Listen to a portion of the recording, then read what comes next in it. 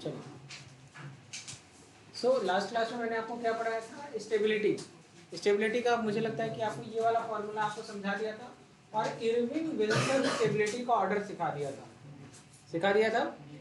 क्या क्या सिखाया था, तो 2 स्टेबिलिटी ऑर्डर मैंने आपको पढ़ा दिए थे। ठीक है, चलिए इसके आगे का पार्ट डिस्कस करने जा रहे हैं।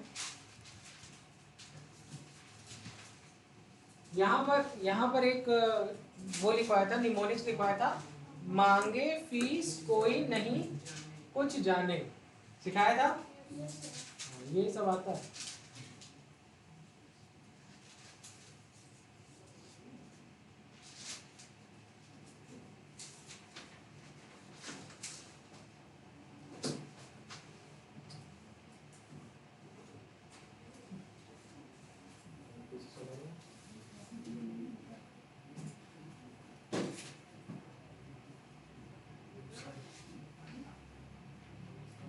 ठीक है, अब हमको आगे पढ़ना है कि कोई भी कॉम्प्लेक्स की स्टेबिलिटी कैसे डिसाइड करेंगे। तो हेडिंग डालिए स्टेबिलिटी ऑफ कॉम्प्लेक्स।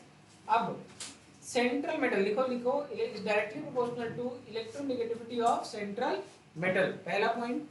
दूसरा पॉइंट लिखो स्ट्रेंथ ऑफ लिगेंड। क्या लिखेंगे, स्ट्रेंथ ऑफ लिगेंड। ठीक है, अच्छा लिगेंड क्या, स्ट्रेंथ कैसे डिसाइड होती है, स्ट्रॉन्ग फील्ड है कि वीक फील्ड है।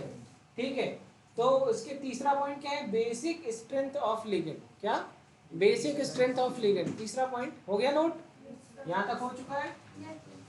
चलो अब हम बात करते हैं आगे। तीसरा, इसके बाद एक पॉइंट लिखो, डायरेक्टली प्रोपोर्शनल टू चिलेशन। क्या, चिलेशन क्या होता है, चिलेशन क्या होता है, अरे भैया रिंग फॉर्मेशन।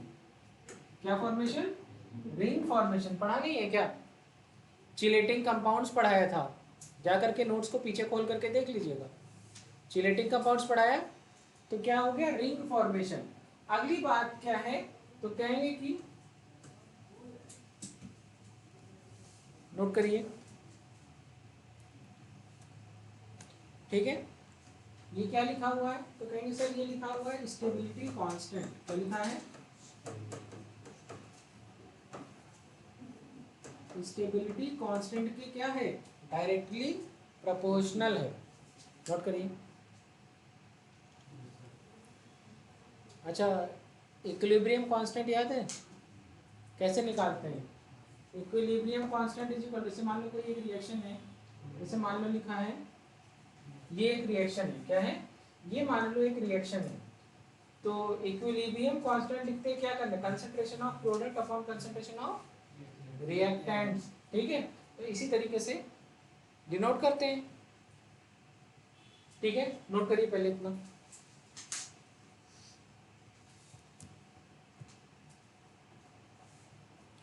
पहले इतनी बात नोट करिए, फिर हम लोग इसके आगे का पार्ट डिस्कस करेंगे।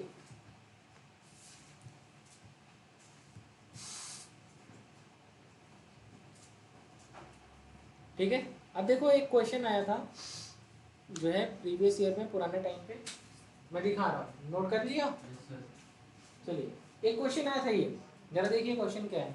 तो क्वेश्चन लिखा हुआ है कि स्टेबिलिटी कांस्टेंट 4 ऑक्टाहेड्रल कॉम्प्लेक्स के स्टेबिलिटी कांस्टेंट दिए हैं, 10 की पावर -3, 10 की पावर 7, 10 की पावर 3, 10 की पावर 0.3।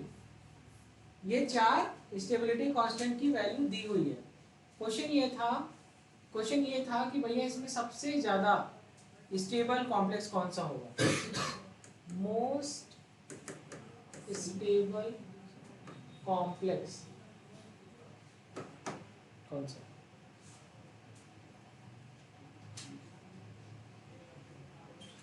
हाँ, बी।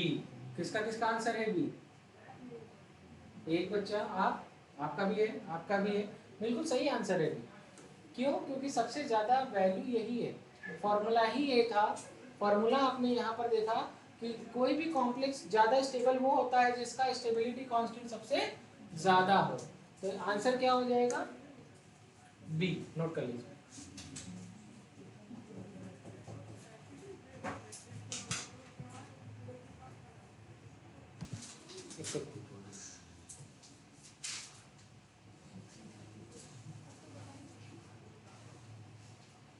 चलिए ये क्वेश्चन आपकी स्क्रीन पे है, ठीक है। इसमें से कौन जो है ज्योमेट्रिकल आइसोमेरिज्म देगा?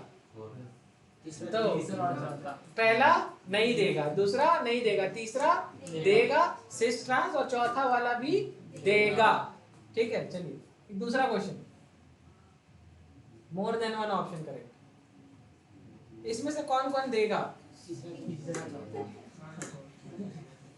कौन कौन देगा? तीसरा और चौथा। कह रहे वाह क्या एक्टिंग है।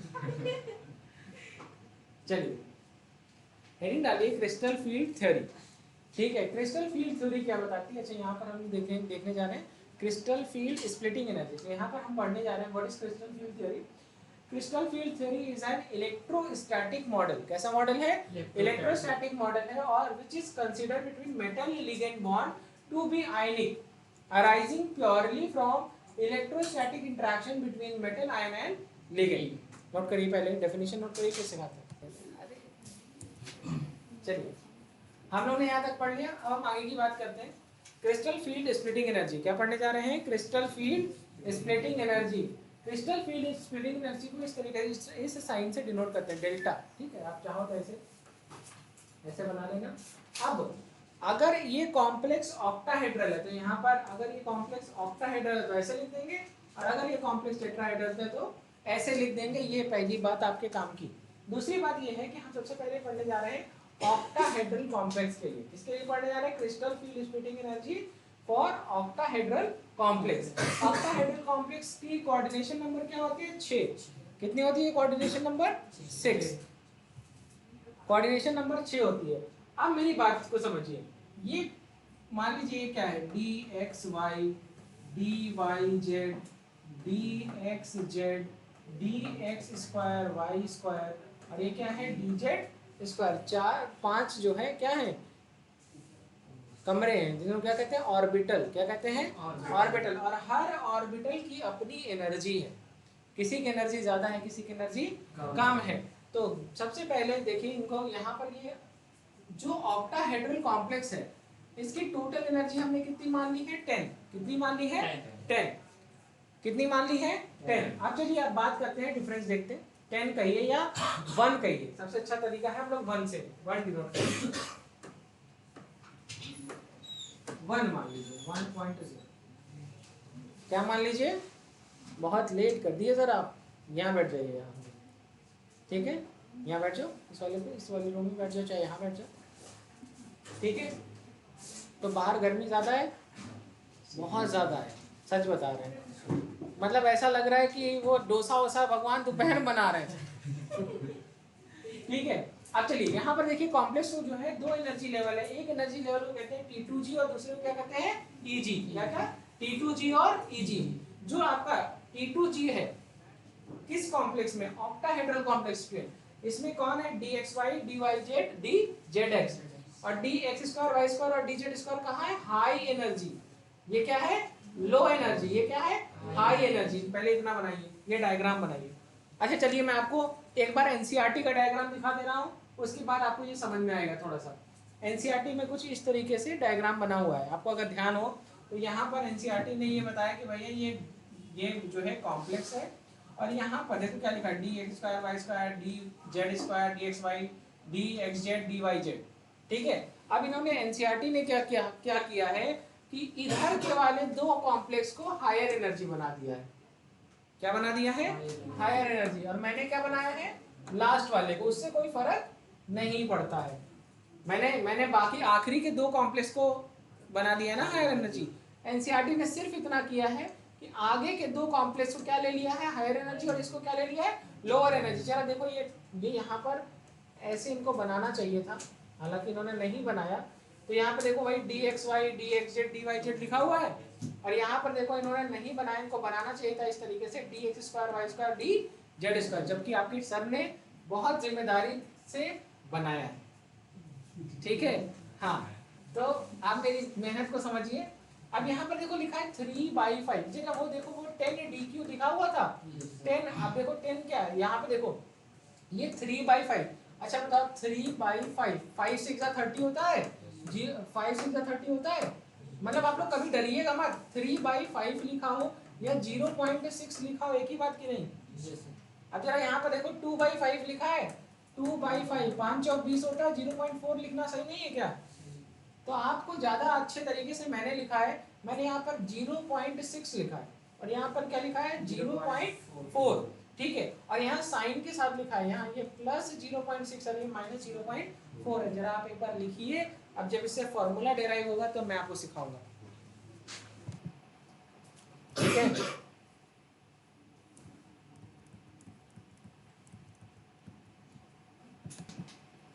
हाँ बेटा, किसको कुछ पूछना है?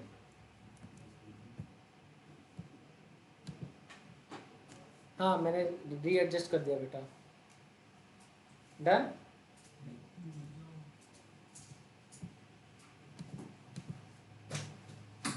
चलिए ठीक है, ये आज आखिरी टॉपिक है, इसके बाद हम लोग बिल्कुल फ्रेश टॉपिक पढ़ेंगे। अच्छा मेरा सवाल ये है, मेरा एक छोटा सा सवाल है आप लोगों से, डन। चलिए अब मेरी बात को समझिए, जो क्रिस्टल फील्ड स्प्लिटिंग एनर्जी का फॉर्मूला है, अच्छा एक बात याद रखिएगा, CFSeO लिख लेना, ये हमेशा याद रखना, हमेशा गलत हो जाएगा नहीं तो फॉर्मूला क्या है -0.4x। यहाँ पर x क्या बता रहा है, इन ऑर्बिटल में कितने इलेक्ट्रॉन प्रेजेंट हैं, क्या क्या बता रहा है, number of electron in T2G। और दूसरा क्या है प्लस 0.6y, y क्या बता रहा है भैया, number of electron in EG complex. बात समझ में आ गई, T2G और EG समझ में आ गया, सारी चीजें समझ आ गई अच्छे से। एक क्वेश्चन करेंगे तभी मजा आएगा, नहीं तो ऐसे कहाँ आएगा। सब नोट कर लिया, चलो। तो 0.6 को क्या और लिख सकते हैं, अकॉर्डिंग टू एनसीईआरटी 3/5। और ये क्या, मैथ का बच्चा है, अरे क्या 2/5, ठीक है। चलिए आगे बढ़े, ये समझ में आ गया, आ गया। तो यही तो रीजन है, अच्छा एक बात बताइए, यही रीजन भी है कि कोई भी इलेक्ट्रॉन कहीं भी नहीं जाता है। अरे पहले वाले के बाद दूसरे, मतलब एनर्जी लेवल में, हाँ सबकी एनर्जी, तो पहले 3 की एनर्जी बिल्कुल बराबर, उसके बाद वाले की एनर्जी थोड़ी हाई, फिर जब दोबारा से पेयरिंग होती है, ये सारी चीज़ों की बात करते हैं। यहाँ पे देखो लिखा है D6, क्या लिखा है D6। अच्छा D6 में अगर मैंने मान लो क्या लिया है, स्ट्रॉन्ग फील्ड, क्या लिया है, ठीक है।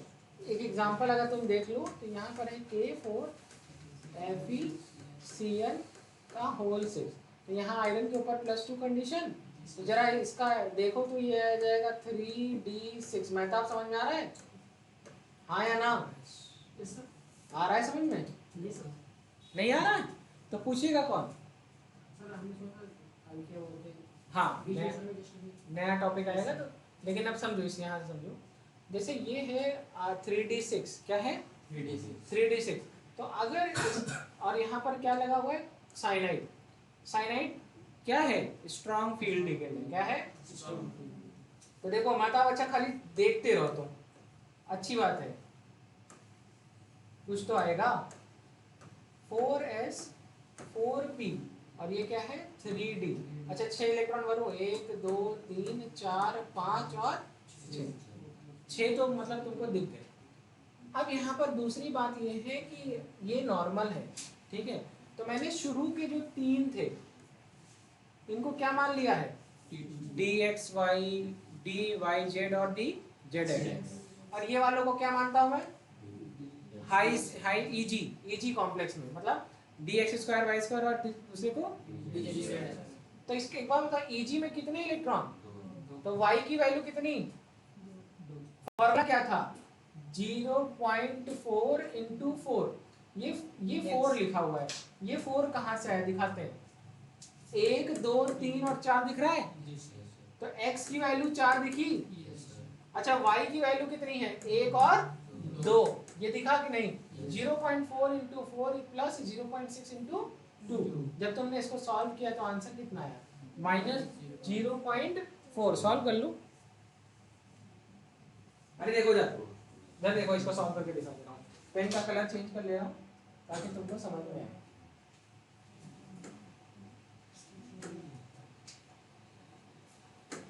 ये देखो -1.6 आएगा और ये देखो +1.2 आएगा। जब तुम इसको सॉल्व करोगे तो -0.4 नहीं बचेगा क्या? तो देखो जरा क्या लिखा है, -0.4 डेल्टा नॉट। ठीक है, नोट करो।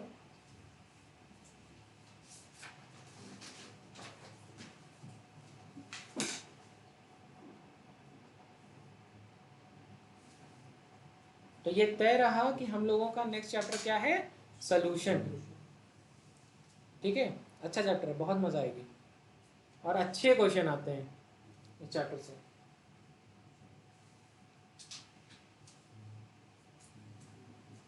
डन? क्या बात है शायद, लिखने में तो बहुत एक्सपर्ट हो। ये तो था जब आपने क्या लगाया था, वीक फील्ड लिखिंग। अब हम लगाने जा रहे हैं स्ट्रॉन्ग फील्ड लिखिंग। तो क्या बनेगा जरा कोई बताए?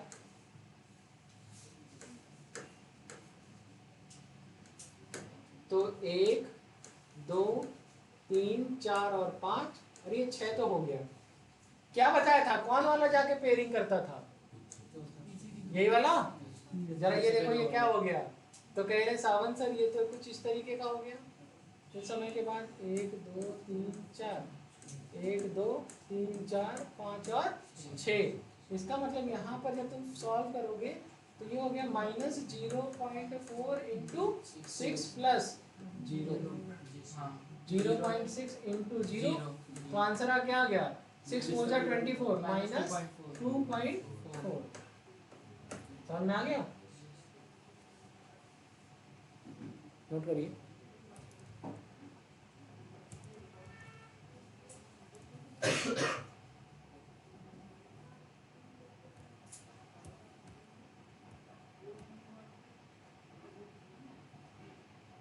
वो वाला भी नोट कर लेना, ऊपर वाला -2.4 डेल्टा नॉट।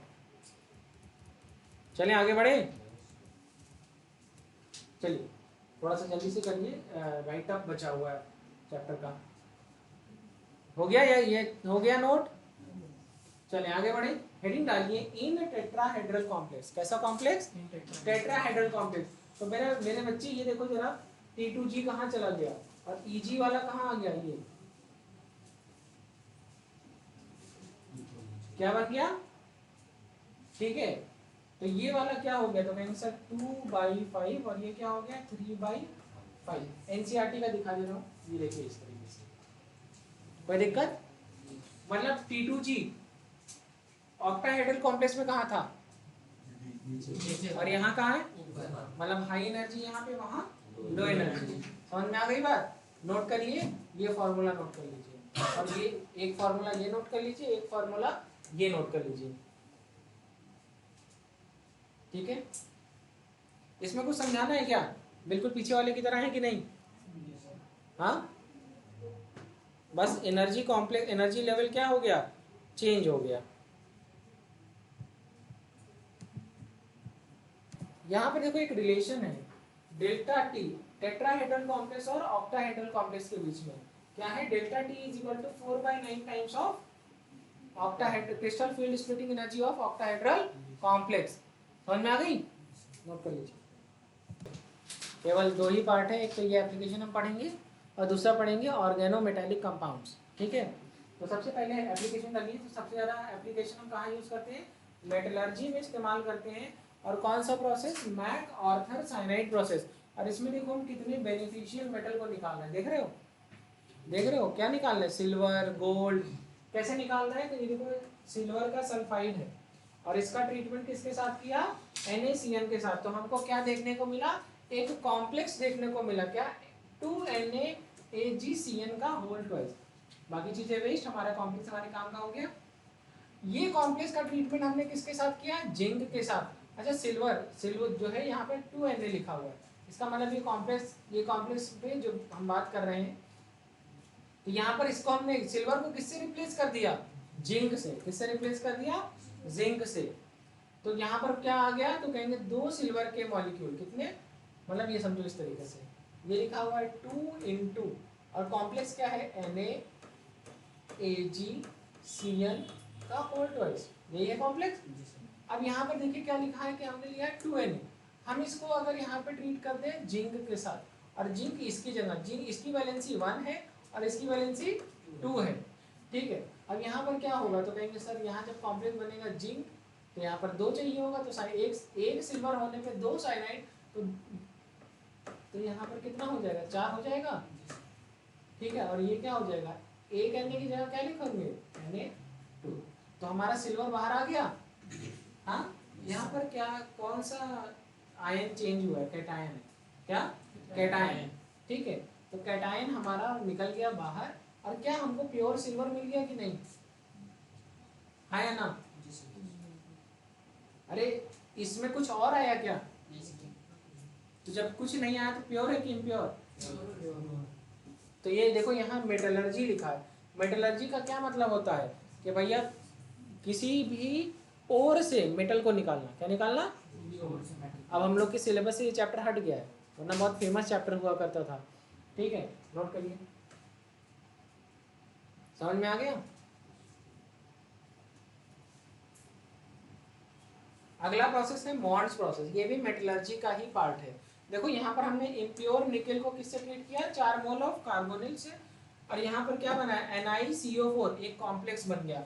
और जैसे ही हमने इसको हीट किया, ये बहुत ही ज़्यादा हीट स्टेबल नहीं होता, जैसे इसको हीट किया ये कार्बोनिल निकल गया और क्या बन गया, प्योर निकेल। क्या बन गया, प्योर निकेल। अब मुझसे कोई लोग कुछ पूछ सकते हो, सर इम्प्योर निकेल का क्या मतलब है, मतलब निकेल का और था, क्या था, और था, इसमें इम्प्योरिटी प्रेजेंट थी, तो इसमें सिर्फ निकेल और कार्बोनिल मिलकर के क्या बनाए, एक कॉम्प्लेक्स। अब फिर उसको हीट कर दिया तो कार्बोनिल निकल गया, तो बचा क्या, हो गया।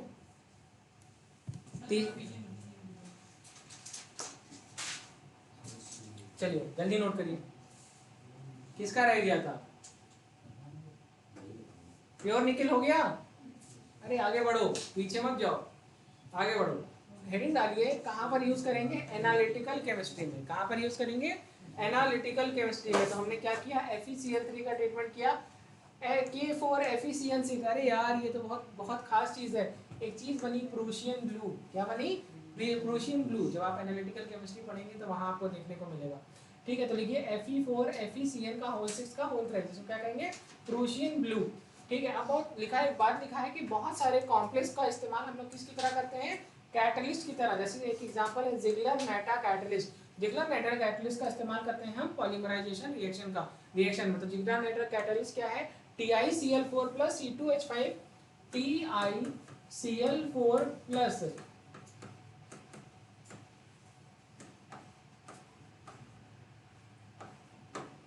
ये ठीक है, नोट कर लीजिए, ये है आपका जिगलर नेटा कैटलिस्ट। और इसका हम कहाँ पे यूज करते हैं, पॉलीमराइजेशन रिएक्शन। कहाँ पे, आप लोग ने सुना है HDP, LDP, high density polymer, low density polymer, ethylene, बहुत सारे एथाइलिन मिलकर के पॉलीएथीन बनाती है। पॉलीथीन 2 तरीके की होती है, एक HDP एक LDP। कहाँ पे पढ़ते थे, एक चैप्टर हुआ करता था पॉलीमर, कहाँ, पॉलीमर, ठीक है, बहुत अच्छा चैप्टर था, नोट करिए।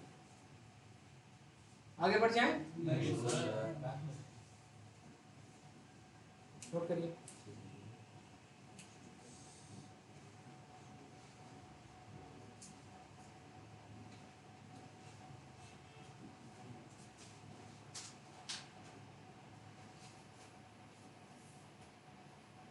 शायद खाली नोट्स ही बनती है, क्वेश्चन भी होता है।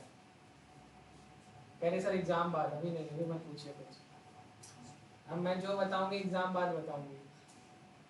चले आगे बढ़े,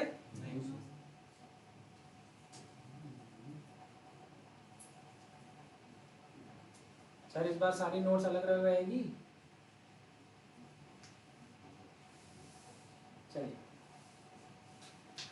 पढ़े, एग्जाम में अगर ये क्वेश्चन आता वो 1 मिनट का आता, और आप कह रहे हैं कि अभी 2-3 मिनट हो गया। एग्जाम में क्या करते हैं, चलो आगे बढ़े, डन। चलो नोट करो, विल्किंसन कैटलिस्ट, विल्किंसन कैटलिस्ट, यहाँ पर ऐसे लिखो PH और P, रोडियम क्लोराइड। और इसका कहाँ पे यूज करते हैं? Homogeneous hydrogenation of alkene, homogeneous hydrogenation of alkene में हम इसका यूज कर। इसकी कोई आईपीएसी बता सकता है क्या है, ये क्या है? तो कहेंगे सर ट्राइफेनाइल, और ये फॉस्फोरस है, फॉस्फेट, और ये क्या है? कहेंगे रोडियम, क्या है? रोडियम और क्लोराइड। इसको नहीं आता ये, लिखिए ऑर्गेनोमेटालिक कंपाउंड। तो लिखिए compound in which a metal is directly attached with carbon by sigma और pi bond is called organometallic compound. ठीक है, तो मेटल और कार्बन के बीच में चाहे सिग्मा बॉन्ड प्रेजेंट है चाहे पाई बॉन्ड। अच्छा, बिना सिग्मा बॉन्ड के क्या पाई बॉन्ड होगा क्या? नहीं होगा, मतलब पहला बॉन्ड तो हमेशा सिग्मा ही होगा। चलिए अब सबसे पहला शुरू होता है सिग्मा बॉन्डेड ऑर्गेनोमेटालिक कंपाउंड, ऐसे कंपाउंड जिसमें मेटल और कार्बन के बीच में सिंगल बॉन्ड प्रेजेंट हो। क्या प्रेजेंट हो? या फिर सिग्मा बॉन्ड, सिंगल बॉन्ड या सिग्मा बॉन्ड, सिग्मा बॉन्ड। ठीक है, इनको हम क्या कहेंगे? Sigma bonded metal carbonic, sigma bonded organometallic compound, जैसे ग्रिग्नार्ड रिएजेंट RMgX। यहाँ पर ये जो बॉन्ड है ये कैसा बॉन्ड है? सिग्मा बॉन्ड है, और इसका एग्जांपल क्या है? Grignard reagent. या RLi के बीच में, अच्छा Li क्या है? मेटल, और R क्या है? कोई हाइड्रोकार्बन, तो कार्बन ही तो लगेगा उसमें। ठीक है, तो ये हो गया सिग्मा बॉन्ड, नोट करिए। चलिए नेक्स्ट लिखिए पाई बॉन्डेड ऑर्गेनोमेटालिक कंपाउंड। कौन सा एग्जांपल है? पाई बॉन्डेड ऑर्गेनोमेटालिक कंपाउंड। यहाँ पर एक एग्जांपल है फेरोसीन का। किसका एग्जांपल है? फेरोसीन का। इसका आप चाहो इस तरीके से लिख सकते हैं Fe+2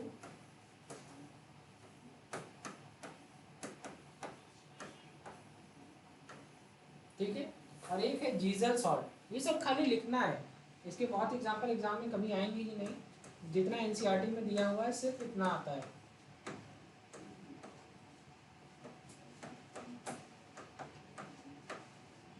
ठीक है, नोट करिए जीजल सॉल्ट।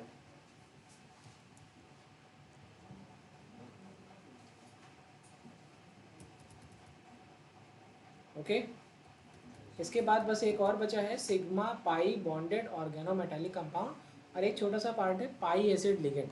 देखो पाई एसिड लिगेंड का होता क्या है कि जो मेटल कार्बोनिल है वो कोऑर्डिनेट बॉन्ड बनाता है किसके साथ? कार्बोनिल का जो कार्बन है वो कोऑर्डिनेट बॉन्ड बनाता है किसके साथ? मेटल के साथ।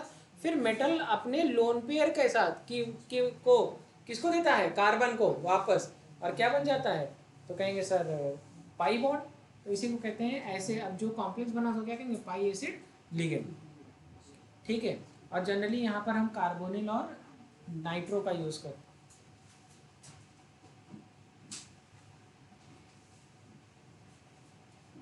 लिगेंड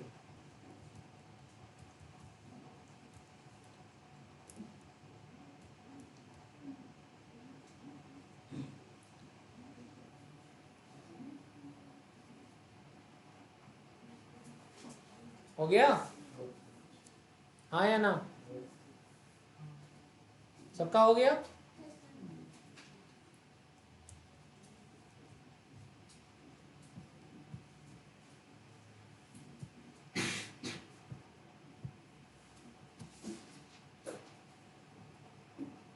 चलिए, जो बच्चे नए हैं उनको कल से जो है एक पूरा नया चैप्टर मिलेगा डेडिकेटेड।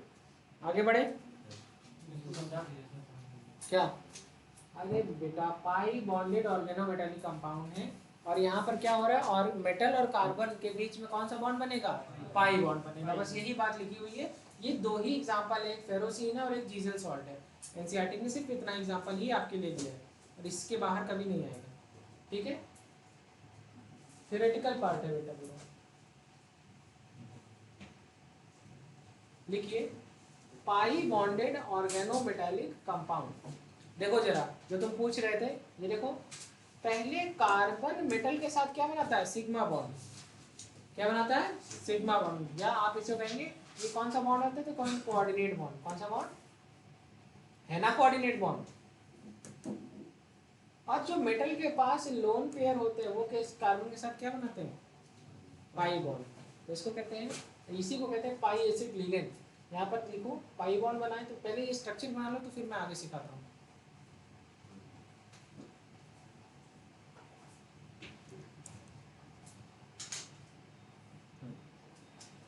ठीक है, तो sigma pi bonded organometallic compound. देखो क्रोमियम को छोड़ के जितने भी मेटल होते हैं, क्या क्रोमियम को छोड़ करके जितने भी मेटल होते हैं वो सब पॉलीन्यूक्लियर कॉम्प्लेक्स बना लेते हैं। क्या बना लेते हैं, पॉलीन्यूक्लियर कॉम्प्लेक्स बना लेते हैं। लेकिन तभी डायग्राम दिखाते हैं तब आपको समझ में आएगा। चले आगे बढ़े, ठीक है, हो गया। चलिए ये देखिए, तो यहाँ पे लिख लो, एग्जाम्पल लिखो उसका, जो अभी तुम सिग्मा पाई ऑर्गेनोमेटालिक कंपाउंड लिखे हो उसका एग्जाम्पल लिखो NiCO का होल 4। दूसरा एग्जाम्पल लिखो FeCO का होल 5, ऐसे बनाते जाओ। तीसरा एग्जाम्पल लिखो, देखो यहाँ पर लिखा है CO और यहाँ पर लिखो CO कार्बोनिल का होल 4। अभी लिखो तो सिखा रहे हैं, ऐसे लिख सकते हो CR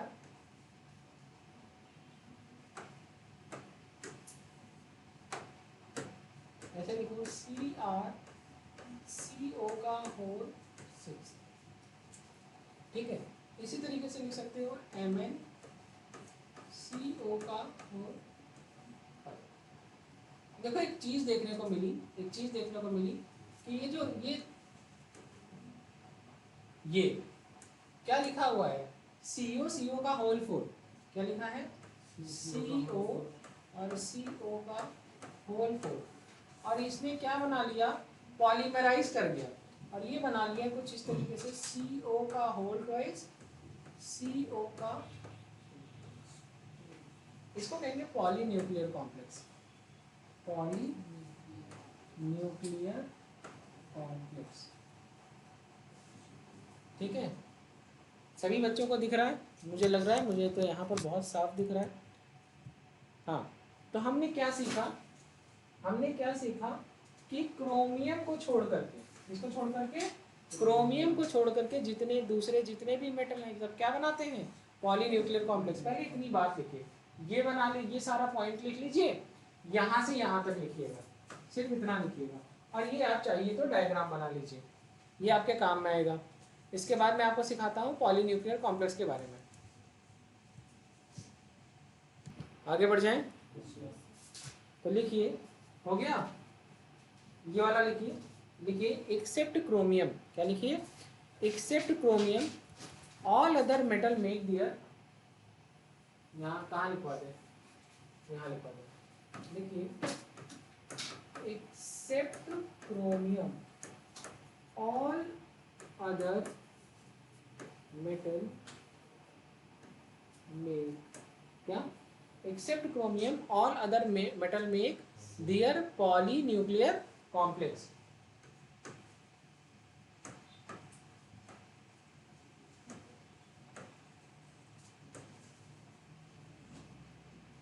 ठीक है, तो हम लोगों ने क्या लिखा था, CO का होल 4 ऐसा लिखा था ना, ये क्या बनाएगा, CO का होल ट्वाइस CO का 4। इसी तरीके से MnCO का होल 5, ये क्या बना लिया, Mn2CO का लोकल।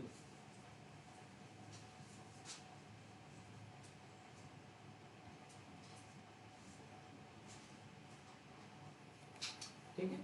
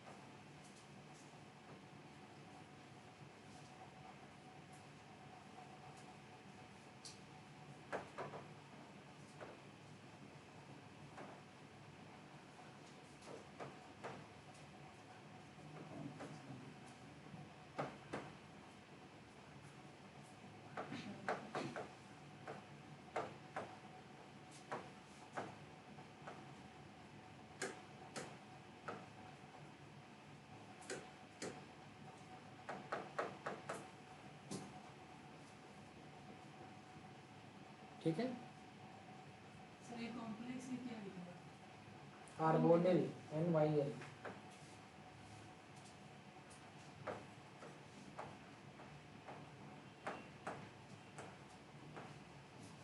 तो ये कैसे लिगेंड है, तो कहेंगे सर कॉल्ड पाई एसिड लिगेंड। कैसे लिगेंड है बेटा, पाई एसिड लिगेंड, मतलब सेंट्रल मेटल के साथ ये पाई बॉन्ड बना रहे हैं, इसलिए क्या कहलाते हैं, ऐसे लिगेंड को क्या कहेंगे, पाई एसिड लिगेंड। ठीक है, तो इसी के जस्ट बाद में आपको कहीं पे जगह मिले, कहीं जगह मिले, यहीं लिख देना क्या, द एंड। ठीक है, तो ये पूरा पूरा चैप्टर आपका समाप्त होता है और हम लोग इसके बाद नेक्स्ट चैप्टर में मिलेंगे। Thank you.